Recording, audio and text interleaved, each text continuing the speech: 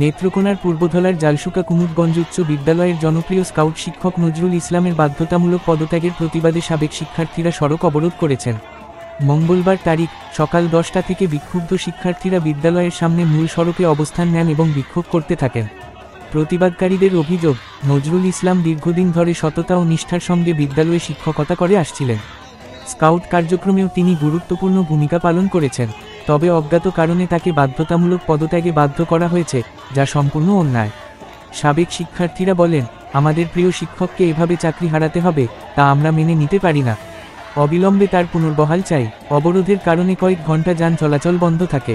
পরে প্রশাসনের আশ্বাসে শিক্ষার্থীরা অবরোধ তুলে নেন, তবে দ্রুত সমাধান না হলে তারা আরও কঠোর আন্দোলনের হুঁশিয়ারি দিয়েছেন।